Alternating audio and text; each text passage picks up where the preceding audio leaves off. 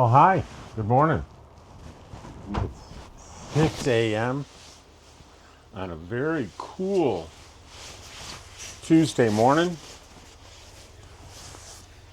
And the date is the 18th of November, 2025.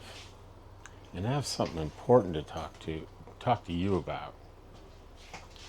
And here's my hope. My hope is that I'm talking to many, hundreds, maybe 1,000, I don't know, depends on how well this video does. But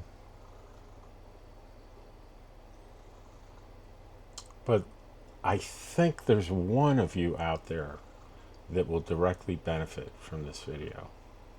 Because you're gonna listen, you're gonna hear, and you're gonna go, oh, maybe I should fill in the blank. It's about, well, you already know what it's about. It's about RV fires. And I have several stories about my personal experiences being a witness to RV fires. But the most prominent one was when I was camping in Quartzsite in the long-term visitor area, Posa South. I often would get on my e-bike and shoot a video and talk. And like many mornings, I had the camera facing me as I was talking and riding my e-bike. And so if you could picture this, it was showing my face and what was behind me, which obviously I did not see what was behind me. So I went for a few, maybe 5 minutes, and I stopped, and I happened to turn around back towards my camp, and I saw a very, very thick, ominous black column of smoke coming from, it looked like, where my RV was. So what really stands out in this memory is the sheer panic I felt, knowing my dog and cat were in my RV, and I raced back as quickly as I could. And it wasn't long before I got close enough where I could see that it wasn't my rig, it wasn't my camp, it was behind my camp. It was further than I would have guessed, but it was an RV right across the street, a Class C, that had pulled into the entrance of the LTVA area to check in, and their entire rig had burst into flames immediately. It was a total loss. And as it turned out, it was a propane fire in the compartment that housed the refrigerator, the propane refrigerator. And it's come to find out that's more common than you would think.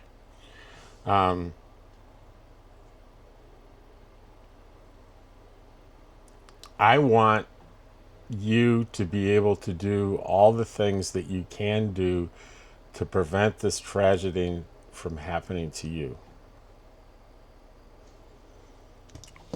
RVs are unique.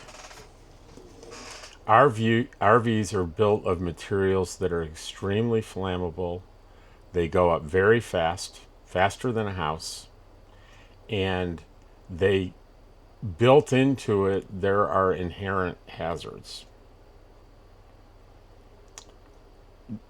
The first one that I think about is that every time you move from camp to camp, you're putting your home through the equivalent of a whatever on the Richter scale earthquake.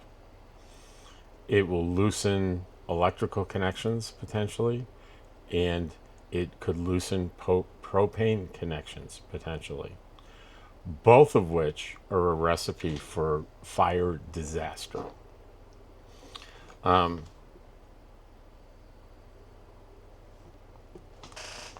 Also, it's pretty easy to, just because you have a plug, you think you can use them all, and you can overload circuits fairly easily. And you hope that there are adequate protections built into your electrical system in your RV, but there are additional protections on top of what the manufacturer provides that I will be talking about. There are warning signs, though, that don't require any kind of detection device other than you. Anything electrical that feels warm, like a cord or an appliance that feels excessively warm, that's a danger sign. That's a sign that electrical cords, extension cords, things like that should not get warm. If a cord is warm, it's probably overloaded and you're running a danger of fire. Multiple breaker trips, like, boy, that breaker keeps going. I have to keep resetting that breaker. That is telling you that there's probably a problem on that circuit somewhere, or it's a faulty breaker, but more likely it's something faulty on the circuit. All right. If you have a Class A or a Class C or a van, in other words, if you have an RV where you can drive it away, unlike mine's a trailer, so it doesn't have a self-contained engine in it. Pay particular attention to things around an engine that are maybe unique to RVs that you may not be aware of. Rodent nests inside the engine. Right?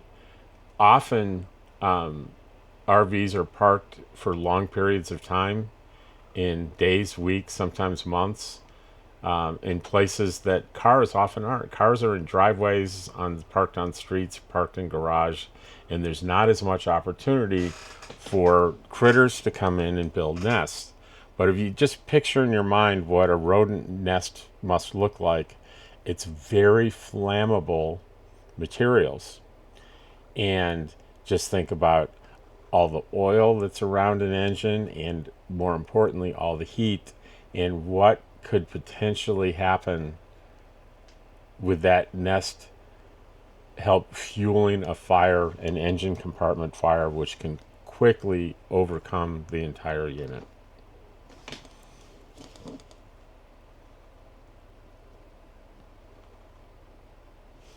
Cooking fires are, I would say, you could argue that they're maybe a little bit more common in RVs, especially small RVs, than in homes, because they're closer quarters. There's more of an opportunity maybe to knock things over, and maybe get things flammable too close to the stove. And I'm going to certainly talk about this later, but that's a big fear that I have. So I have a fire blanket hanging right there in front of me when I'm at the stove. It would take me a second to yank that fire blanket down and throw it over a stove fire. Okay. I'm going to talk about mostly things that I've done, but I'm not going to limit it to just the things that I've done. I'm going to try to cover all the preventative techniques that I know are available out there. One is,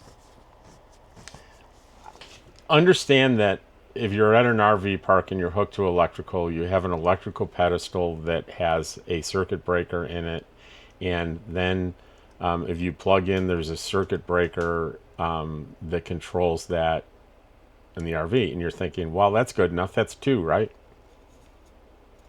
I don't think it's good enough.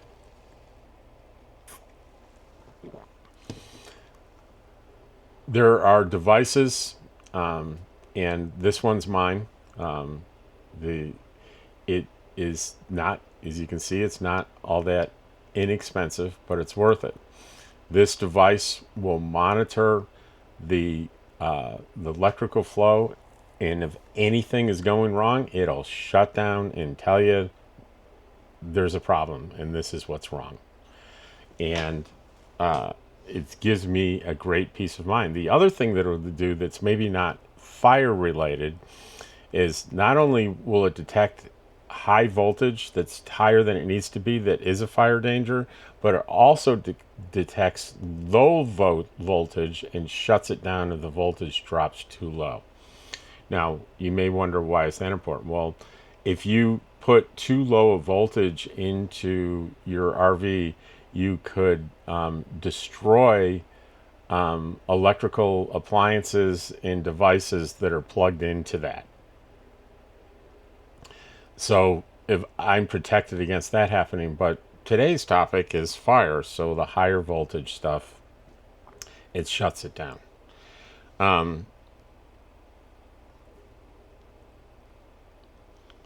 Daisy chaining power strips is an incredibly bad idea in an RV or a home. I do use power strips, and I make sure that they have a circuit breaker built into a surge protection built into them, and they're big. You can do big, heavy cords on them, and I don't skimp on these devices. All right. Also, this is very important. If you use an electric heater that you plug in, never, ever, ever plug an electric heater into a power strip.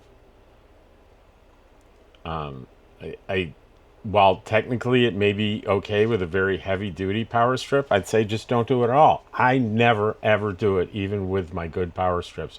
If I use an electric heater, it is plugged into one of the built-in receptacles. And because many fires start with, they draw so much power that the lines heat up, in particular, power strips that aren't designed for that much load melt, catch things on fire, and absolute disaster.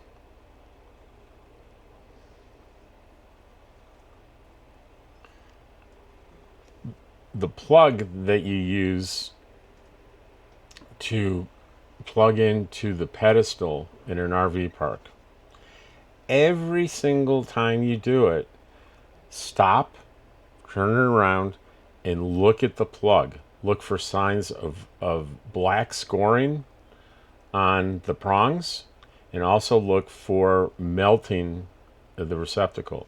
If you see any of those things, you need to replace it. Now, you don't necessarily need to replace the whole cord. You need to replace the plug. And in some cases, it's a fairly easy do-it-yourself job. But if you're not sure, you can take it to an RV shop and have them put the plug on for you. The same thing goes, by the way, if you buy one of those surge protectors. The same goes for the plugs on both ends there, looking for melting and scoring. If it is, it needs to be replaced.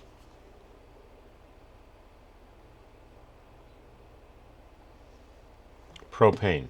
Propane is, it's a volatile, flammable gas that leaks can be devastating. All it takes is a little spark and poof.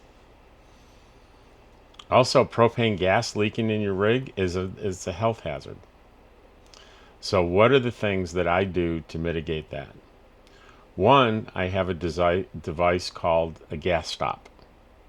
And the gas stop is attached to both my propane tanks, and it detects any sudden increase in propane flow, like a big leak develops, it shuts it off immediately.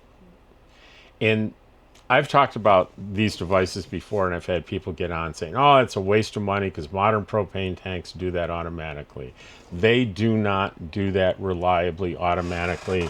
No. If you don't believe me, I will put in the description a video I did in conjunction with another RV channel where they actually performed a test on that on camera, and you can see the enormous difference. So it is worth the money. Also, you can have propane detectors, right? I have two of them in my rig. Two propane detectors. It detects propane gas in the air. It will alarm, and I will go searching for that leak. I also have what they call a propane sniffer. It's I'll show you up here. It A lot of people use like sudsy water to look for the leak. This is much easier to use, and I can stick it in nooks and crannies and find leaks.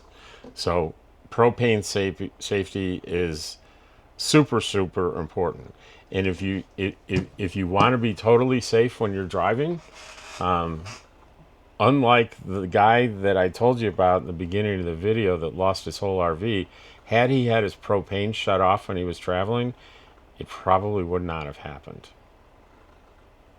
Right? So what happens with there, it's common to have fire start in the compartment behind the propane refrigerator. And why does that happen? Well, it happens because if there's any kind of a leak back there, and there are lots of opportunities in pipe and hose fittings behind your propane refrigerator to create a propane leak. Well, if you have the propane on and you have your refrigerator on when you're traveling, what can happen is believe it or not, to cool down a propane fridge, it's got to burn propane. It seems counterintuitive, but it does. And there is a igniter in there that sends a spark to turn it on when the temperature inside the fridge gets high enough where it needs to kick on the compressor. And when that happens in a bay filled with propane gas, well, you know what happens, and I saw what happens. It's devastating. So the safest thing to do is have that off. And what about my stuff in my fridge? Well, if you keep it closed, things will stay cool for long. When you stop for the night, you can turn it back on, cool it back down. I don't know, I'm not an expert on food and refrigerators, but I've never really had a problem with anything. Yeah, I guess the worst thing that could happen is you get the dreaded ice cream melting and then refreezing and it tastes terrible. Well, I'd rather have terrible tasting ice cream than losing my rig. And certainly know, depending on the rig that you have, where the valve is to shut it off. It's going to be different depending on your rig. And again, cooking safety, I've already talked about this. The advice is keep a lid or something handy for smothering pan fires. Never walk out of your rig while something's on your stove for obvious reasons. Ask me how I know about that. I have a kettle that I boil water in every morning. And several years ago, I was in Pahrump, Nevada, and I did my coffee for the morning, and I left for the whole day. I was doing a thing where I was going to be gone for 8 hours. And I came back, and I'm in my rig, and I'm standing in front of my sink, and I feel some heat, warmness. And I'm like, why is it warm here? And I look at the stove, and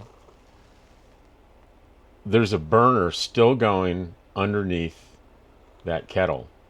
And the kettle is black, right? The kettle had long since, all the water had long since evaporated, and the open flame had been going on the bottom of that the entire 8 hours.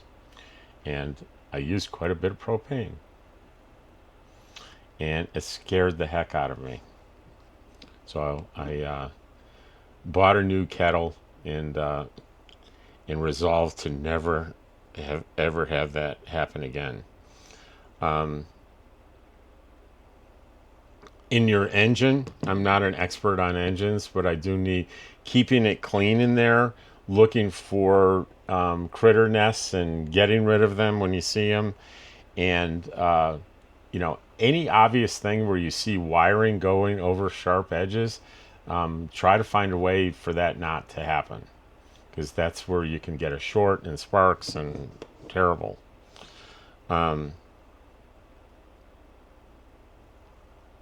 Fire extinguishers. I've got two of them. I've got one right inside the front door of the RV, and in my case, it's such a small RV. It's adjacent to the front door, the kitchen, and the bed, and my chair. It's adjacent to everything except maybe the shower. All right. Then I have a bigger one exactly where I know where it is in the back of my truck. So, one is for something happens while I'm in the rig. The other one, something happens when I'm outside the rig. I've got two different fire extinguishers to go for. And then in both the engine compartment in my truck, in the bay where I have my solar electrical, and in behind the refrigerator, propane refrigerator in that compartment, are this device that detects a fire and releases the gas and puts out the fire.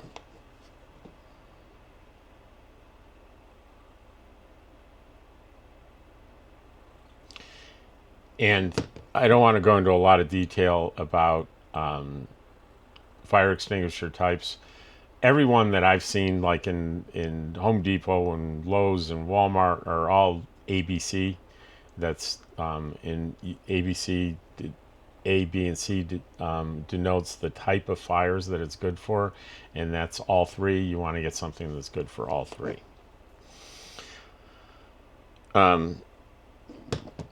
I've got, told you, multiple propane detectors. I've got multiple carbon monoxide detectors. I've got a really solid, good smoke detector. And there's two things that are good about my smoke detector that was better than the cheap one that came with the RV. One is, if you spend a little bit extra money, it can make a distinction most of the time between cooking smoke and regular fire smoke, so it doesn't go off unnecessarily too much. Because here's the big danger of that: if you have an inexpensive smoke detector in your RV that goes off every time you cook, the tendency that people have is to completely disable it because it's such a pain in the neck. So mine detects both CO, and you can get them that'll detect all three: CO, propane, and just smoke. So it's a good place to invest money, and pay attention to how you locate these depending on what kind of detector they are. And it will, you can easily research, and there'll be directions on any detector that you buy to place them low to the floor, high to the ceiling, midway, depending on the device. And please follow those directions.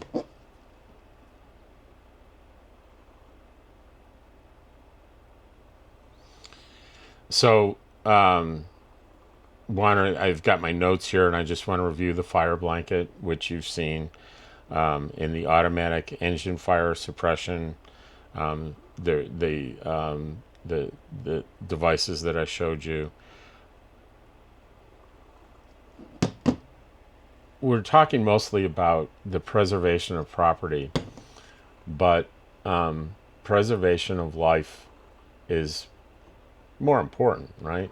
And if you're waking up to a fire in your RV, you have no time to waste. I would suggest that if you're detecting a serious fire in an RV, that you get to your escape route immediately, whether there's a path to the front door or there's an emergency. Every RV is going to have a window that's an emergency exit. Mine's at the foot of my bed. I know exactly how to punch out of that, and I may hurt myself getting out of it, but I'll get out of it. And in front of me will be, off my bed, my cat and my dog.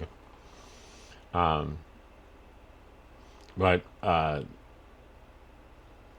it, unlike many times in a home, a regular home or apartment, a RV fire, because of the materials involved, will go up much faster, and it can be too late very quickly.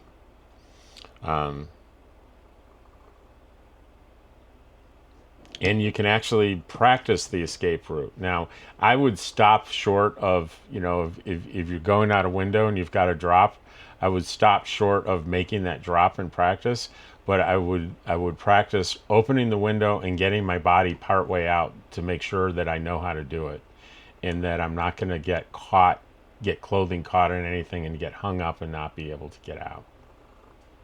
I would highly suggest that.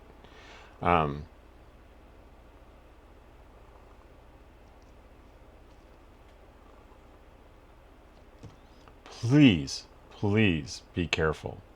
And I'm talking to that one person out there that maybe this is your first time, maybe you're headed to Quartzsite for the first time and you're excited. I hope you made it to the end of this video and you took note on all these things, and that you found ways to prevent this disaster, and what otherwise terrible thing would happen doesn't happen because you saw this video. That's all I want. One person, and it would be totally worth it. If you have